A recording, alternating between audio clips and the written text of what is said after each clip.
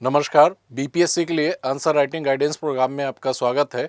आज की क्लास में भी बीपीएससी की जो पूर्व में मुख्य परीक्षाएं हुई हैं उनसे दो प्रश्न लिए गए हैं भूगोल विषय के। प्रश्न को देखते हैं। पहला प्रश्न है, हिंद महासागर द्विध्रुवीय गति इंडियन ओशन डाइपोल क्या है? इसका वर्ष 2022 में भारत में मानसून की अनियमितता से क्या संबंध था? व्याख्या कीजिए। इस अनियमितता का भारत में खाद्य उत्पादन और अर्थव्यवस्था पर क्या प्रभाव पड़ा? और ये 63rd बीपीएससी मेंस एग्जाम में प्रश्न पहले ही पूछा गया है।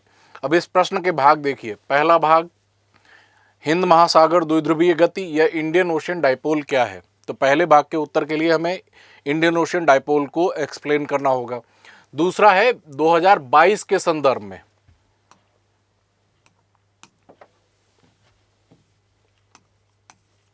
इसका वर्ष 2022 में भारत में मानसून की अनियमितता से क्या संबंध था? व्याख्या कीजिए।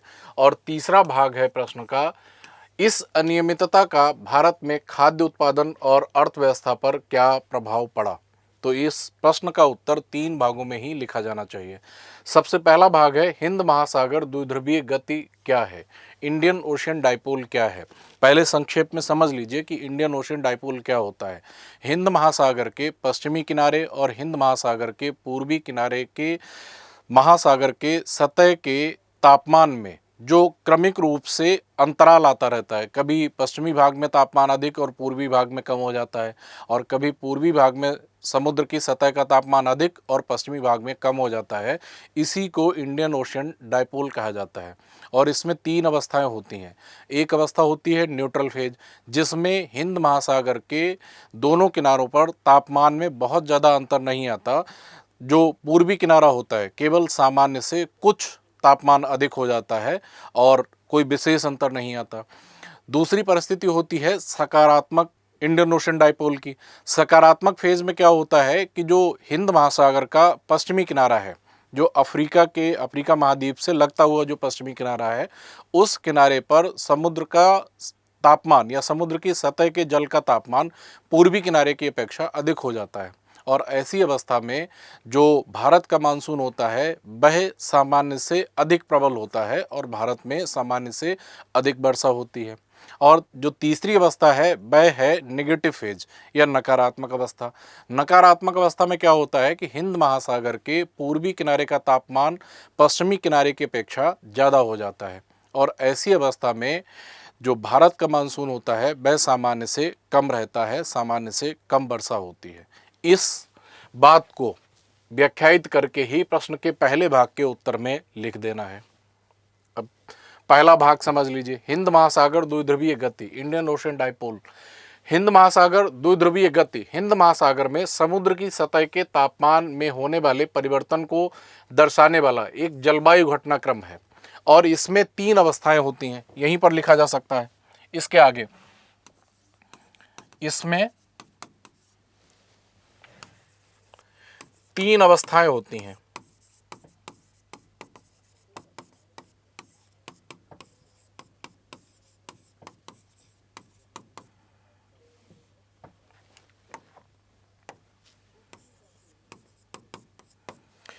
एक हो गई सकारात्मक द्विध्रुवीय अवस्था, positive Indian ocean dipole. Positive Indian ocean dipole में क्या होता है, इमेज से समझ लीजिए कि हिंद महासागर का जो पश्चिमी भाग है, ये वाला जो भाग है, इस वाले भाग में पूर्वी किनारे की अपेक्षा यहाँ पर तापमान अधिक हो जाता है।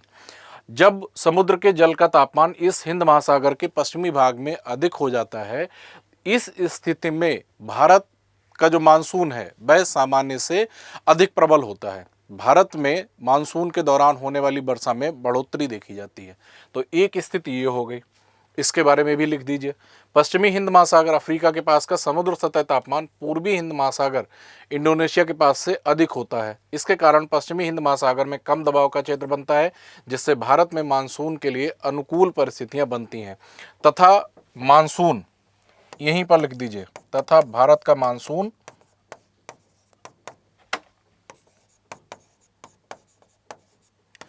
सामान्य से अधिक सक्रिय रहता है या सामान्य से अधिक प्रबल रहता है।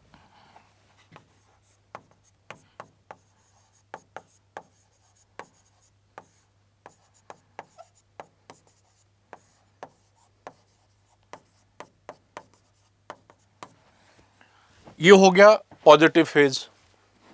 अगला समझ लीजिए, ये लिखा हुआ है पॉजिटिव फेज या सकारात्मक अवस्था।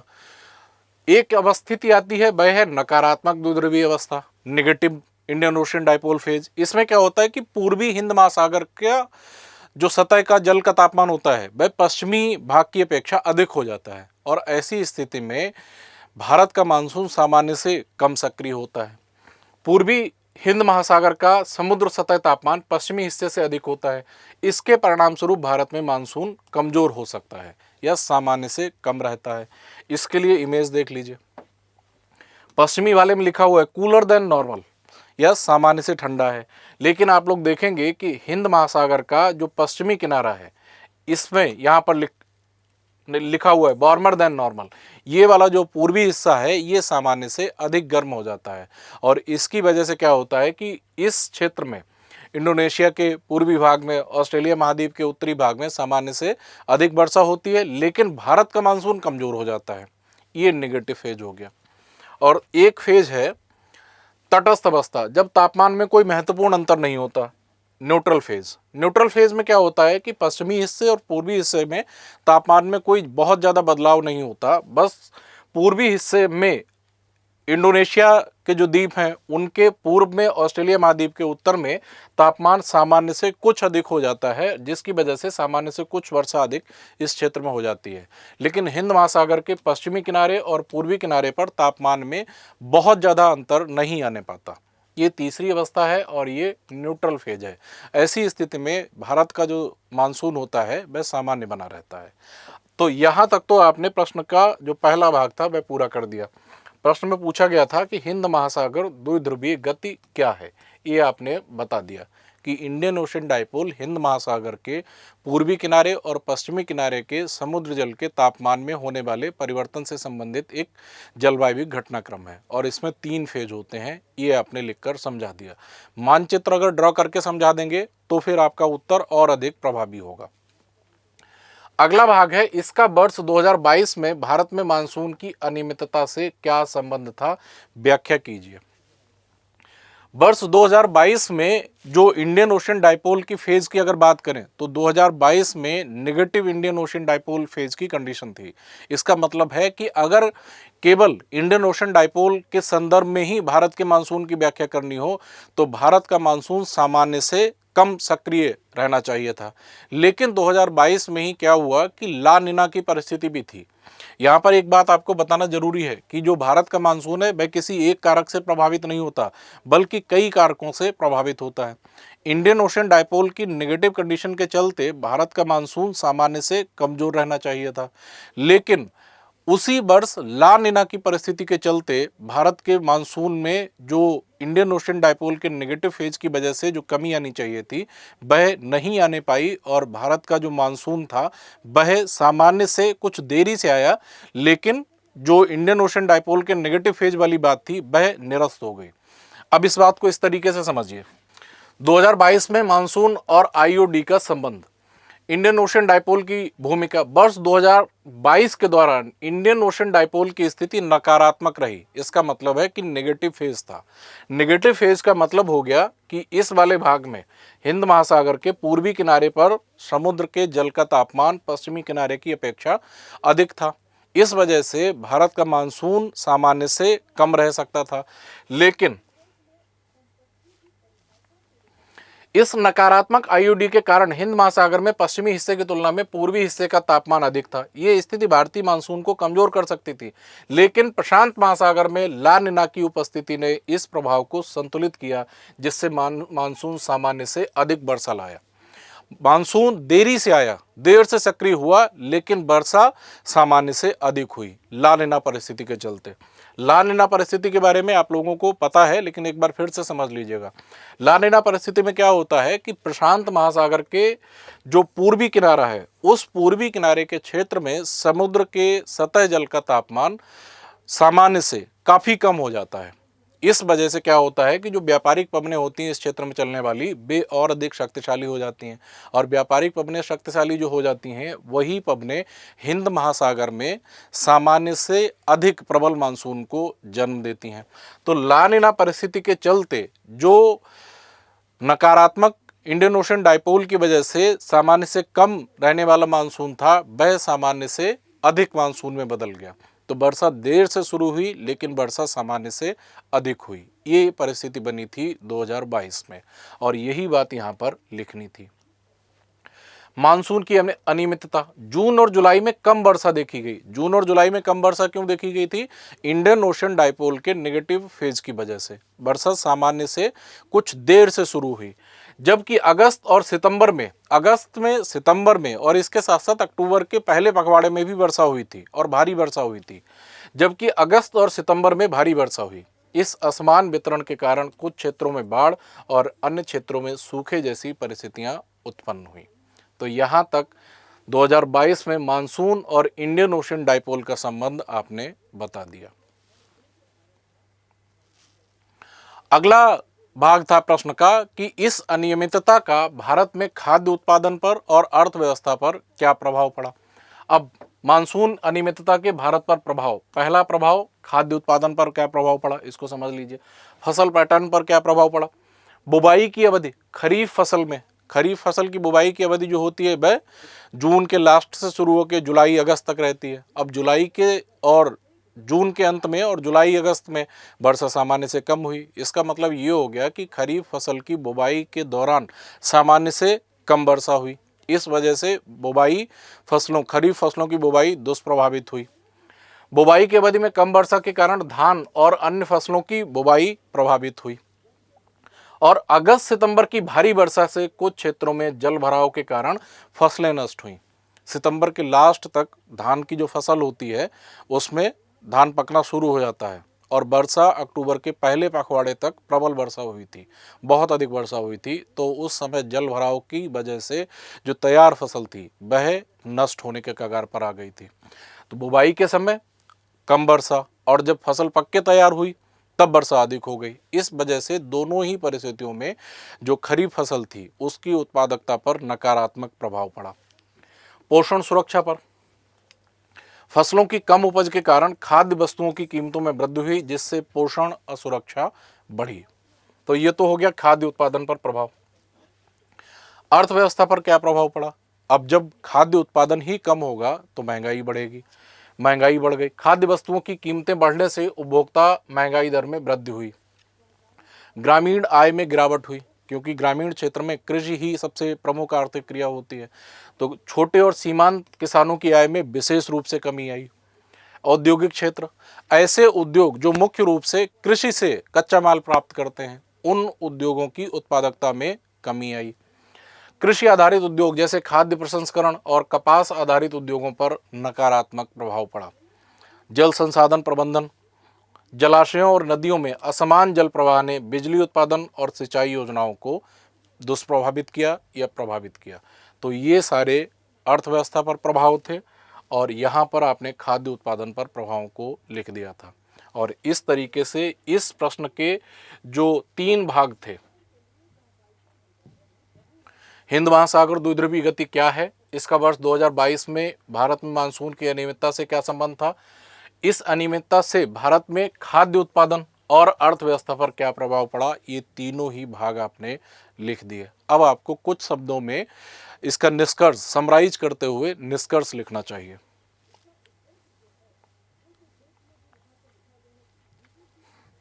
निष्कर्ष, अब यहां पर ध्यान रखने वाली बात है कि निष्कर्ष की हेडिंग नहीं डालनी है। आप कक्षा 6, 7, 8 की परीक्षा नहीं दे रहे हैं कि निष्कर्ष की हेडिंग अलग से डालें, तो ये हेडिंग आपको नहीं डालनी है। बस प्रश्न का उत्तर लिखते समय जो अंतिम पैराग्राफ लिखेंगे उसमें इन सब बातों को समराइज करते हुए लिख देंगे। 2022 में मानसून की अनियमितता नकारात्मक आईओडी या इंडियन ओशन डाइपोल और अन्य वैश्विक जलवायु कारकों का परिणाम थी। इसका भारत की कृषि और अर्थव्यवस्था पर मिश्रित प्रभाव पड़ा। इसे कम करने के लिए कुछ कदम उठाए जाने की आवश्यकता है और इनको संक्षेप में लिख दिया जाना चाहिए। फसल बीमा योजनाओं का विस्तार, जल प्रबंधन सिंचाई प्रणालियों में सुधार, मौसम आधारित कृषि परामर्श और अनुकूल फसल चक्रों को बढ़ावा देना, जलवायु परिवर्तन के प्रभाव को कम करने के लिए दीर्घकालिक योजनाएं बनाना इत्यादि। इस प्रकार जलवायु घटनाओं के बेहतर प्रबंधन से भारत में कृषि और अर्थव्यवस्था पर इन प्रभावों को नियंत्रित किया जा सकता है। तो इस तरीके से कुछ ऑप्टिमिस्टिक सकारात्मक लाइनें लिखते हुए आप अपने उत्तर को कंक्लूड कर सकते हैं, समराइज करके लिख सकते हैं। तो इस तरीके से ये फॉर्मेट होना चाहिए सही इस उत्तर का, और इस प्रकार का कंटेंट होना चाहिए। और यहाँ पर ध्यान रखने वाली बात यह है कि इसमें कुछ इमेजेस भी होनी चाहिए। अगर ये प्रश्न पूछा गया है दीर्घ उत्तरीय प्रश्न के लिए जिसमें अधिक शब्दों को लिखने की गुंजाइश है और आपके पास समय भी है, तो फिर आपको ये इमेजेस ड्रॉ करनी चाहिए। इन इमेजेस को ड्रॉ करने में आप कलर वगैरह अगर ना बना सकें, कलर वगैरह बनाने की वैसे ज़रूरत भी नहीं है, तो ये लिख दें कि सामान्य से अधिक ठंडा, सामान्य से अधिक गर्म, नेगेटिव फेज को दर्शाने के लिए, या फिर पॉजिटिव फेज को दर्शाने के लिए लिख दें कि सामान्य से अधिक तापमान, इधर लिख दें सामान्य से कम तापमान। और आपको एक आउटलाइन मैप ये जो बना हुआ है ये बनाना आना ही चाहिए। लेकिन अगर यही प्रश्न कम शब्दों में पूछा गया है, शॉर्ट नोट के रूप में पूछा गया है, तब अपनी बात आप सीधे सीधे स्पष्ट शब्दों में लिख सकते हैं। हालांकि फिर भी गुंजाइश रहती है कि एक आध इमेज आप तब भी बना दें, एक आध इमेज, एक आध मानचित्र आप फिर भी बना दें। जैसे 2022 में नेगेटिव फेज था तो कम से कम नेगेटिव फेज का एक मानचित्र जरूर बना दें। और अगर कम शब्दों में प्रश्न पूछा गया है तो समराइज करके सारी बातों को कम शब्दों में लिख दीजिएगा। और अगर अधिक शब्दों में दीर्घ उत्तरीय प्रश्न के रूप में पूछा है तो आप उसे एक्सप्लोर करके लिख सकते हैं, सारी चीज़ों को विस्तार से लिख सकते हैं। तो ये तो था पहला प्रश्न जो 68th बीपीएससी मेंस एग्जाम से लिया गया था। अब आगे चलते हैं। दूसरा प्रश्न ये 67th बीपीएससी मेंस एग्जाम से लिया गया है। प्रश्न है, प्रौद्योगिकी एक वरदान से अधिक अभिशाप है, पर्यावरण प्रदूषण के संदर्भ में इस कथन की पुष्टि कीजिए। अब यहाँ पर जो प्रश्न पूछा गया है उसमें एक स्टेटमेंट दिया गया है, और ऐसे जो प्रश्न होते हैं वे निबंधात्मक प्रकृति के होते हैं। इसमें कुछ तथ्यात्मक जानकारी के साथ साथ आपका ओरिएंटेशन भी पूछा जाता है कि आप किस तरीके से इस प्रश्न को ले रहे हैं और इसका उत्तर किस तरीके से देंगे, निराशावादी तरीके से या आशावादी तरीके से देंगे। ऐसे प्रश्नों का सही फॉर्मेट क्या होता है कि आप इसमें देखिए, प्रौद्योगिकी एक वरदान से अधिक अभिशाप है, इसमें अभिशाप पर बलाघात है, इसमें फोकस मेन अभिशाप पर किया गया है। आगे लिखा है, पर्यावरण प्रदूषण के संदर्भ में इस कथन की पुष्टि कीजिए। अब आप पर्यावरण प्रदूषण के संदर्भ में प्रौद्योगिकी को केवल अभिशाप बताकर ना चले आए, बल्कि ये बताएं कि हालांकि प्रौद्योगिकी के गलत तरीके से प्रयोग से पर्यावरणीय कुछ समस्याएं उत्पन्न हुई हैं, लेकिन प्रौद्योगिकी स्वयं कुछ संभावित विकल्प भी देती है। अगर प्रौद्योगिकी का उपयोग विवेकपूर्ण तरीके से किया जाए तो इन समस्याओं का समाधान भी प्रौद्योगिकी से मिलता है। और इतना लिखने के बाद अभिशाप के रूप में बताएं कि हालांकि आप ये बताएं कि प्रौद्योगिकी से पर्यावरणीय प्रदूषण के संदर्भ में कुछ समस्याएं उत्पन्न होती हैं, पर्यावरणीय प्रदूषण होता है, लेकिन फिर आप ये भी बताएं कि प्रौद्योगिकी के विवेकपूर्ण प्रयोग से इन समस्याओं का समाधान भी संभव है। और निष्कर्ष में ये बताएं कि प्रौद्योगिकी स्वयं में वरदान या अभिशाप नहीं है, बल्कि ये मनुष्य के विवेक पर निर्भर करता है कि वह प्रौद्योगिकी को किस प्रकार से इस्तेमाल करता है। अगर सतत विकास के लक्ष्य को ध्यान में रखते हुए प्रौद्योगिकी का उपयोग विवेकपूर्ण तरीके से किया जाता है तो प्रौद्योगिकी वरदान है, और अगर अविवेकपूर्ण तरीके से प्रौद्योगिकी का प्रयोग किया जाएगा तो प्रौद्योगिकी मनुष्य के लिए अभिशाप साबित होगी। तो इसलिए मनुष्य को प्रौद्योगिकी का प्रयोग विवेकपूर्ण तरीके से रचनात्मक उद्देश्यों के लिए किया जाना चाहिए। ये इस प्रश्न के सही उत्तर होगा, यही फॉर्मेट होगा। अब समझते हैं इसको आगे।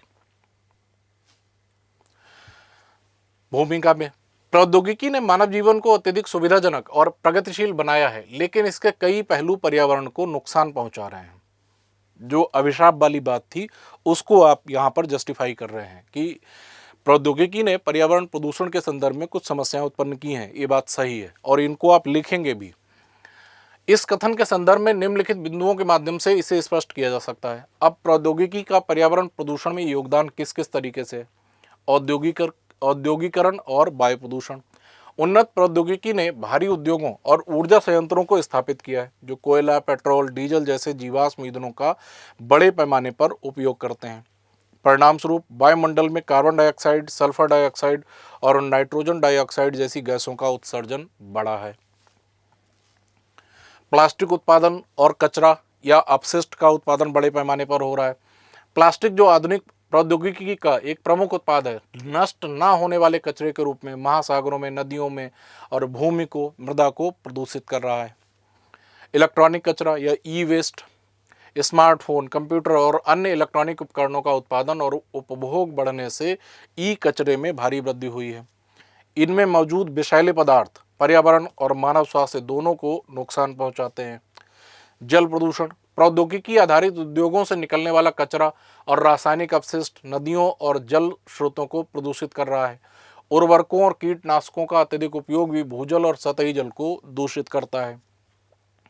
जैव विविधता पर प्रभाव, प्रौद्योगिकी आधारित विकास जैसे कि सड़क, रेल, शहरों का विस्तार जंगलों और प्राकृतिक आवासों को नष्ट कर रहा है, जिससे जैव विविधता पर प्रतिकूल प्रभाव पड़ता है। कुछ अन्य पॉइंट्स भी अगर आपके दिमाग में आ रहे हैं इससे मिलते जुलते, जो प्रौद्योगिकी को पर्यावरणीय प्रदूषण के लिए एक समस्या के रूप में स्पष्ट करते हों, उनको भी लिखा जा सकता है। वायु और ध्वनि प्रदूषण, परिवहन प्रौद्योगिकी के बढ़ते प्रयोग से वायु प्रदूषण और शोर या ध्वनि प्रदूषण, दिन रात मशीनें चलती रहती हैं, लोगों का सोना मुश्किल हो जाता है, ध्वनि प्रदूषण में वृद्धि हुई है। परमाणु कचरा और रेडियोधर्मी प्रदूषण, परमाणु ऊर्जा संयंत्रों से निकलने वाला रेडियोधर्मी कचरा दीर्घकालिक पर्यावरणीय खतरा बनता चला जा रहा है। तो यहाँ तक आपने समझा दिया कि प्रौद्योगिकी के चलते कुछ पर्यावरणीय समस्याएं उत्पन्न हो रही हैं, ये बात सही है। अब इसके बाद आप लिखेंगे कि प्रौद्योगिकी के वरदान के रूप में संभावित समाधान भी हैं। हालांकि प्रौद्योगिकी प्रदूषण का कारण है, लेकिन ये इसके समाधान भी प्रदान कर सकती है। अभी तक हमने पहले पढ़ा कि जीवाश्म ईंधनों पर आधारित संयंत्रों से वायु प्रदूषण होता है, विभिन्न विषैली गैसें निकलती हैं।